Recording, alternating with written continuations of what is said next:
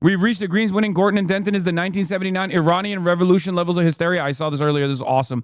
As the Iranian Revolution of 1979 showed, any coalition between progressives and Islamists end up with the lefties being discarded when they have served their purpose amid a drive towards the implosion of Sharia. Yeah, that's what's happening here. You're right. The real green is the Islamist green, and the Ayatollah is going to thrive in this process.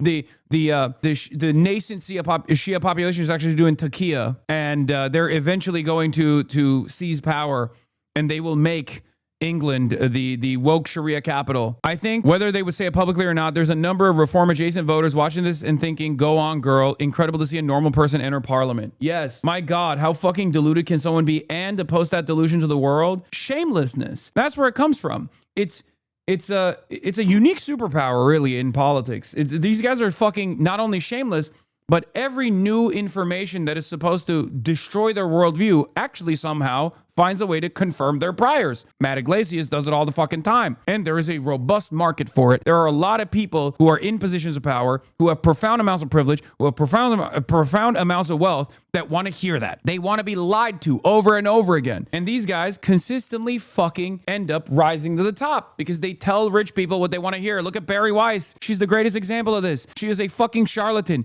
She is talentless. She's a hack. She's never made anything that's moved people, even a little bit, maybe made people angry. And yet she sits on top of a media empire now as a consequence of brown-nosing the right people, billionaires, super wealthy people, constantly telling them, oh, it's the wokes on college campuses that are the real threat to American society. The only way to fight against these forces is by organizing. The only way to fight against these forces is by getting people to unlock class consciousness, to recognize their position in society, and to fight to create a better future for themselves. Okay? That's it. But yeah, this, alongside the unimaginably successful Zoran Mamdani meeting with Donald Trump, has given me endless amounts of confidence. And I tweeted, I said, it's not hard to feel discouraged seeing material realities destroyed in a collapsing fascist system every single day, but there's truly hope out there. One must use the marginal victories to maintain revolutionary optimism every day. People are angry. Now is the time to organize. That's it, because other people also see what you are seeing. And the reality of the matter is the liberals have completely dropped the ball. They don't even care to fucking make an affirmative plea to win people back. This is our opportunity. This is the moment. This is the moment to organize. Take advantage of that anger and show people the truth. That's why I always talk about how galvanizing and how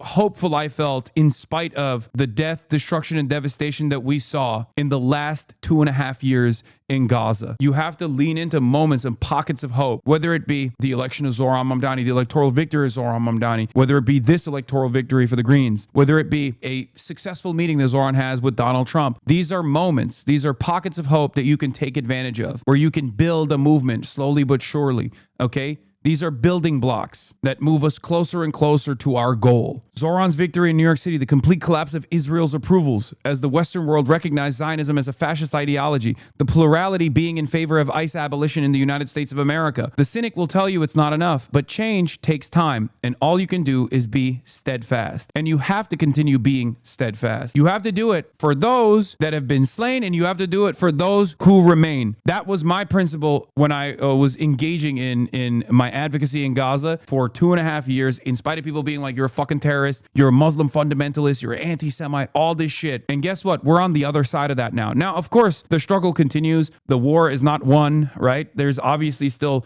so much more to accomplish here, but you have to also sometimes sit back and look at the gains that were made, no matter how marginal it feels, no matter how far change feels from where you're standing. You have to kind of pull yourself out of it for a brief moment and go, wow, change can happen. Okay, change can happen as long as you remain steadfast and committed to the truth, as long as you keep talking to people, seeing where they're at, and communicating a better alternative vision. You can make that change. You can be the change you want to see in the world. That's it. I feel more hopeful than I ever have in the last 10 years of my political advocacy. Okay. Rue McGuire says, probably naive, but I also think public support for Medicare for all being at or near historic highs, according to the polling, may transfer to political will and the resurgence of it as a central issue / push in 2026 and 2028. Already seeing similar to 2019 and 2020. Stay the course. I agree. A lot of people want you to cast aside those forces in Congress like Ro Khanna, right? A lot of people who will take a principled approach to electoralism being silly, who say there is an alternative out there that is much more viable, and that's communism now, revolution now. I understand where those people are coming from. Or people who cast aside the welfare state as a lifeline to the continuation of capitalism. There is truth in that assessment. There is truth in that analysis. It's one that I also recognize. But I also see the realities.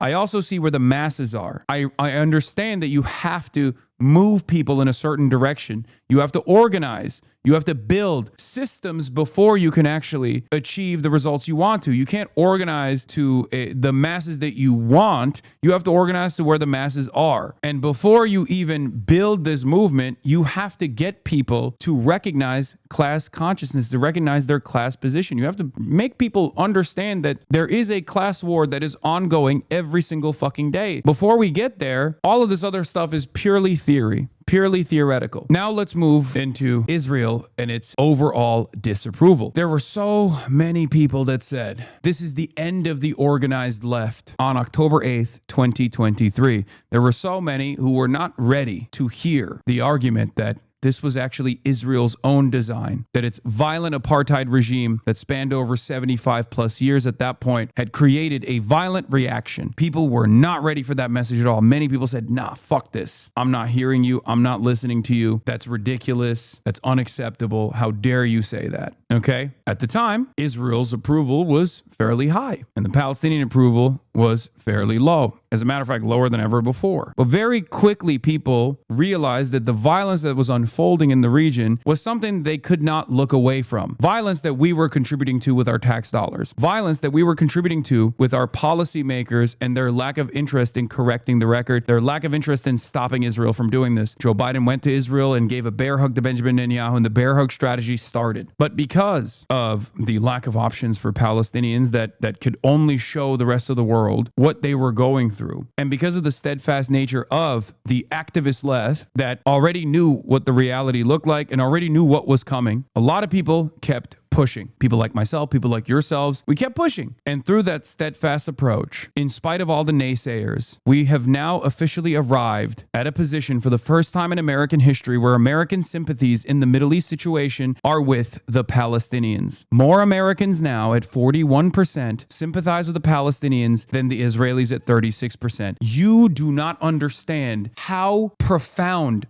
this sea change is, because for many of you, you're young, or for many of you, you weren't aware of what this dynamic looked like. You're not aware of what these numbers reflect, because this dynamic where Israel was favored by 60%, where Palestinians could barely break over 20% sympathy in the eyes of many Americans, was kept together by a multi-billion-dollar propaganda initiative. A lot of money was spent to make sure that Americans did not learn the truth. And that went on for almost 80 fucking years. And all it took was 2 years for that to completely flip on its fucking head. That's the reason why I always stress to people who became diehard advocates, anti-Zionist, pro-Palestinian advocates overnight, that this struggle has been ongoing for almost a fucking century. For almost a century. Now, when I say it took 2 years, obviously it meant hundreds of thousands of deaths on the Palestinian side. But I will say, I will tell you always, as someone who was there for a decade plus, who never shied away from talking about the Palestinian plight, someone who was an avowed anti-Zionist, it's still incredibly important to understand how fast this turn happened. And it's still incredibly important to lean into that, to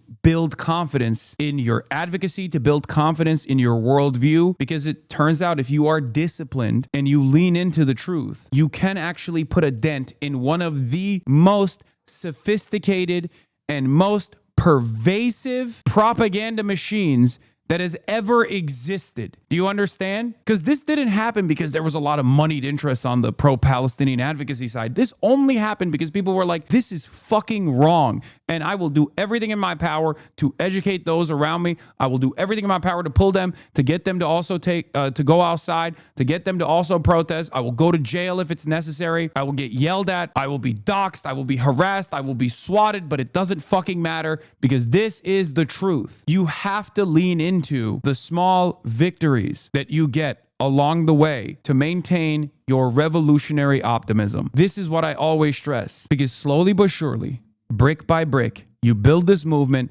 and one day you look back and you go, wow, I can't believe we're here. I can't believe that people were against this. One day we will all have been against this. We're not fully there yet, but that's why I always cast aside cynicism, okay? Now, I disagree. I think small victories just lead to a false sense of progress.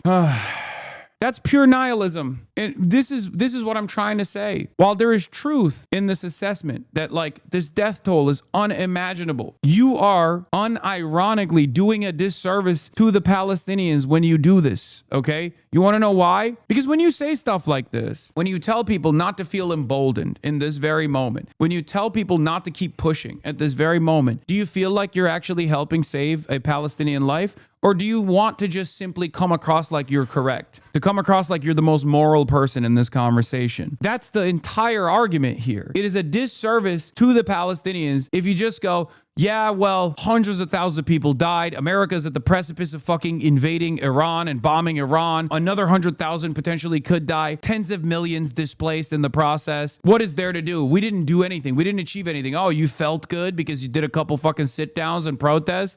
Is that what it is? This is just pure fucking back padding for no reason. When you say that, you're trying to cut away at the momentum. That's all you're doing. Do you feel like that's productive? Do you feel like that's the appropriate thing to say here? I think this is a real big problem with leftists in general, people that constantly say, look, the problems are far too large. We haven't actually put a dent in these problems. When in fact, sometimes it's important to look at the success of this movement and to use that success to build success in other ongoing areas as well, ongoing areas of cruelty as well. I have found in my own personal experience tremendous gains that I have been able to make with people that were utterly oblivious to the situation in Cuba by making that comparison between Gaza and Cuba. Okay? You can too, because the cruelties are still similar. The inception point is still similar. The needs are still similar. It's still imperialism. It is still American empire. Sometimes the techniques and the measures taken by the government are similar. Starvation, a siege. You can convince people that are naysayers, that did not believe, by reminding them how they probably also didn't believe the Palestinian movement would ever have any motion whatsoever in this fucking country 3 years ago. Remind them of where they were and what the mental blocks that they had that caused them to think, oh, this is scary. These are scary Muslims that went and did barbaric raping and pillaging on October 7. We got to stop talking about them. Why would you ever defend them? That's crazy. Because there were plenty of people that felt that way on October 7, 2023. Plenty of people that felt that way even in 2024. Plenty of people that felt that way in 2025. And every single day there are new people that turn around and say, this was wrong, I was wrong. That's why I never cast aside people who actually come to the right conclusion, no matter how late it is, because I understand that in order to build a movement, you have to have those people on board. I took a deep dive into Zohran Mamdani's numbers. I'm not sure if the people realize this. Yeah, Lakshay Jain, another one of these like centrist pollsters. I'm not sure if people realize this, but he is actually one of the most unpopular Democrats in the country in a way that Harris, Newsom, AOC are not. And it's not even all that close per our new poll. These people are monsters, even if they don't realize it, okay? They're monsters that try to stop progress from happening because they unfortunately lack the imagination. They also lack the backbone. They have no moral foundation for their worldview. They're simply going along with the winds. And that's why they always fucking lose. Either they lose to the reactionary forces that do have a vision, no matter how negative that vision is, or in this circumstance, hopefully, if we succeed, they will lose to a vision in the affirmative by a left flank movement that centers the working class in their politics, in their policy, in their agenda, in the future that they want to build. So it's up to you.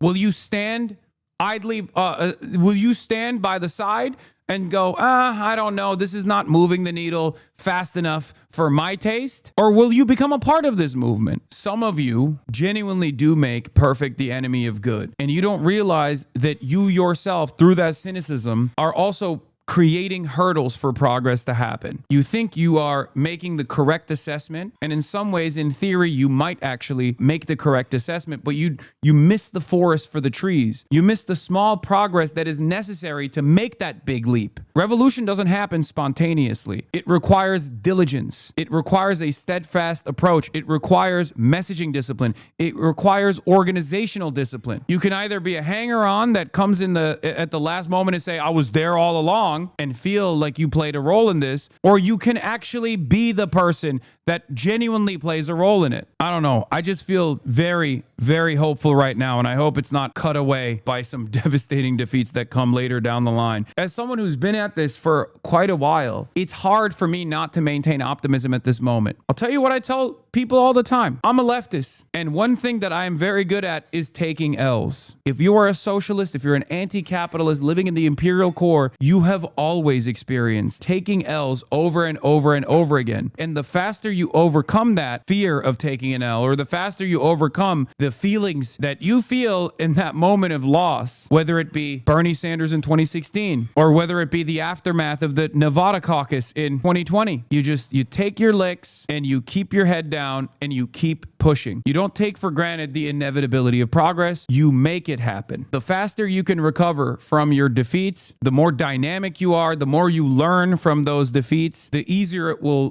be for you to develop success in the future. That's it. For the first time, the lines have crossed. Change is coming, folks. This was a decade ago. Growing share of liberal Democrats sympathize more with the Palestinians than in Israel. But that's not even the entirety of the Democrats. That's liberal Democrats versus conservative and moderate Democrats, right? Now the entirety of the Democratic Party is 80% on the side of Palestinians. Look.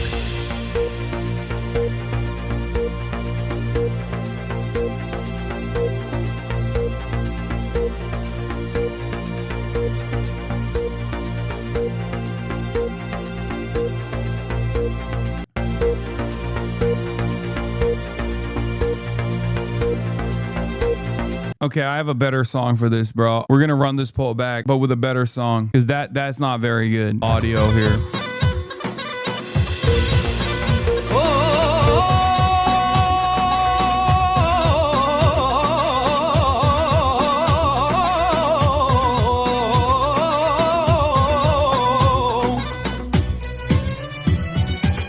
على عهدي على ديني على أرض تلاقيني أنا لأهلي أنا فديهم أنا دمي فلسطيني فلسطيني فلسطيني أنا دمي فلسطيني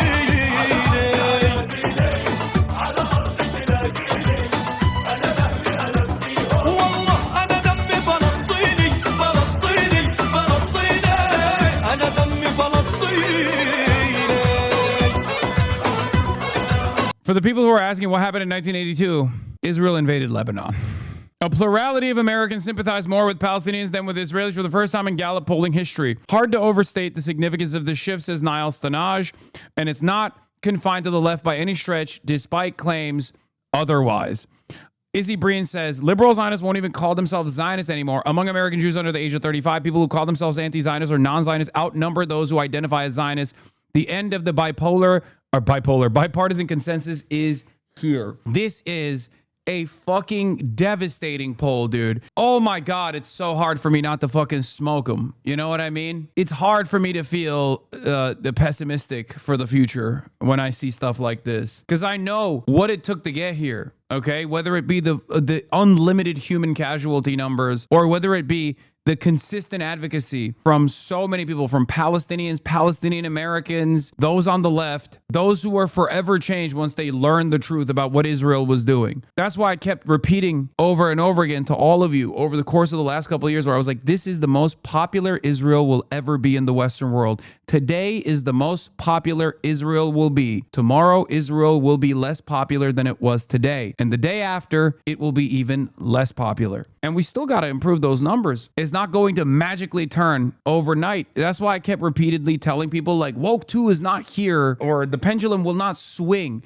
in the opposite direction out of nowhere. Yes, I've seen Eggboy Iglesias tweet on the matter. Even beyond the tactical blunders is looking like it's over for pro-Israel politics once today's seniors pass along. Jacob Ben David Linker says, I think a bunch of people interpreted sympathize more with as meaning feel bad for. 41% of Americans sympathize more with Palestinians and 36 Americans sympathize more with the Israelis. But Israel is viewed favorably by 46% of Americans and unfavorably by 48% of Americans, whereas Palestinian territories are viewed favorably by 37% of Americans and unfavorably by 53. 37 is still a new high for Palestinian territories, though. Keep coping. I like this. Okay? Because it's true. Our work is not complete. Our work is not done. Israel still gets to be this incredibly violent entity in the region, constantly doing death and destruction campaigns to its neighbors over and over again. We're going to keep pushing. You know, I'm not going to stop. So this kind of cope is good because it feeds back into the fervor necessary to keep up the momentum. But like I said, this is the most popular Israel will be. Yesterday, Israel was more popular, and tomorrow, Israel will be less popular. And the only tool in the tool belt for the Zionists is nagging, harassing, false accusations of anti-Semitism, demands for firing people, demands for deplatforming, ICE detentions, double standards, and exceptionalism will make Americans sympathize more with Israelis. Again, maybe Israel killing more Americans with impunity and more pics of murdered Palestinians will help too. Pair that up with a war against a country with 93 million people in it at the behest of Israel. That certainly is going to be the cherry on top. Americans love to be told to shut the fuck up by a country that sucks away tremendous amounts of tax revenue. They love hearing the arrogance coming from Zionists in Western media. They love it. It's their favorite thing. Who could have foreseen this moment? I wonder. It doesn't require you to be fucking brilliant, okay? And this is another thing that I want to stress here. I'm not a particularly brilliant person, okay? I do not have the gift of prophecy. I just have a fucking backbone, and I recognize right from wrong, and I don't quit. And there are plenty of you in this community who are also the same. And that's the reason why this change happened. Not because of just this community, but many other communities all around the fucking world. But that's it. That's fucking it. I'm stubborn, and I understand right from wrong, and I also maintain the belief in my fellow man that they too can also see right from wrong. They can be convinced. I don't give up on people, and neither should you, okay? Hasan is Gavin confirmed. Pulling a Gavin there? No, it doesn't require much. That's what I'm saying. Like, this is a movement comprised of ordinary people. Preaching to the choir, Abi? Yeah, except every day that choir grows. I don't know if you noticed that. That's the whole point. People say, oh, aren't you talking to people who aren't you preaching to the converted? It's like, really? Am I? Am I preaching to the converted? How many people in the United States of America would have self-identified as socialists or anti-imperialists or anti-fascists not that fucking long ago? That's why I always laugh when journalists ask me, like, don't you feel like you're preaching to the choir? Don't you feel like you're preaching to the choir? I say, what choir? Was the choir there when I had fucking 35 people tuning in? Was there this like mass momentum of self-identifying Marxist-Leninists and socialists and communists alike that were just simply waiting for this opportunity? No. Every one of us, myself included, was a liberal at some point, or maybe even a reactionary at some point. No one is born, in some ways, everyone is born a socialist. If you look back at the first principles, if you look back at like wanting to share, sharing is caring, things like that. Man is a social animal. Of course, we all have that socialist dog in us, but that is ripped away from us early on because we are born into a capitalist system. We're born into a global capitalist world, and slowly but surely, we hyper-focus on the individuality. And by the time we come of age, we all self-identify as liberals or self-identify as conservatives, self-identify as a Democrat, a lifelong Republican, whatever. None of that is a disciplined socialist. And the very small group of people who do self-identify as that by the time they're like, in their teenage years are actually born into a life of ideological privilege, I guess, because they were born into a family that educated them correctly. Just saying you radicalized me 10 years ago so I can tell you that there was not really a choir back then, but more of a boy band size of a group, Lamau. You've grown a massive community over the years, and that's not ending. Yes. Yep, I was a reactionary Pennsylvania hog back in 2016. Now I've thankfully grown and see what socialism has to offer to everyone. Zionism is not like the nationalism of a larger group with the population, resources, economic theft, etc., that it allows it to not depend too much on the opinions of other people. That's why the century-old Israel lobby is such a central part of Zionist activity in practice. Exactly. In practice, Zionism has been completely dependent on other people, states, governments, sympathetic publics, etc. since its inception. There is no self-sufficient version of Zionism or Israel. Israel is currently on the path to figuring out this the hard way. Straight up, is literally true. Israel would not exist if it wasn't for the Western world using it as a settler colonial apparatus to destabilize a resource-rich region. It's that simple. It would simply not exist. America was a settler colonial enterprise as well, but America is vast. And through domination, indigenous genocide, and through slavery, America was able to form a nation state on top of basically a fucking continent, okay? Israel doesn't have that. As the average Zionist will tell you immediately, Israel is tiny nation, size of New Jersey. What are you saying? We are so small. And it's true. Utterly devoid of resources. They will turn around and say, like, this is a fucking prosperous nation. Look at what we've been able to build. You haven't built shit without unlimited fucking support from the Western world. And if that wasn't the case, they wouldn't constantly spend billions of fucking dollars in building one of the most sophisticated propaganda and influence peddling operations ever known in the Western world. It's that fucking simple. They would fuck off. They wouldn't be desperately trying to hold on to the evangelical Zionist base, for example, in the United States of America right now. Okay, let's test the theory by having US and Europe cut off ties with Israel. No more foreign aid, no more military aid, no more diplomatic protection from international law, no more censorship of anti-Zionist speech or boycotts. Let's see what happens. Oh, that would be the fucking day. The case for Zionism is that it's always been very dangerous for Jews to depend too much on the opinions of other people. Oh, it would be the moment of glory. Okay. Oh, I wish for the day. I wish to see that day, and I know I will see that day. Okay. It's coming. And I'm glad, because the arrogance of Zionists after 80 years of complete domination on the issue of Palestine has caused them to be blinded. Okay. It's become more insulated than ever before. No investment in influence peddling beyond what they've already done, beyond the successful initiatives, successful initiatives that obviously relied heavily on the media being incredibly censored, or the media being State Department lackeys. So arrogant, so entitled, and that arrogance and that entitlement has led to their demise. I've said this over and over again. You are anti-American and anti-Western values. You are a parasite hidden in the grass. Bitch, I'm not hiding. I'm unbanning him. Hiding? Motherfucker, I wear this shit on my chest every day. Fuck you mean? What are you talking about when you say Western values? What part of Western values is supposed to be defense of apartheid? If that's Western values, then Western values need to change. Keep crying, bitch. You should be deported. Please move to Iran.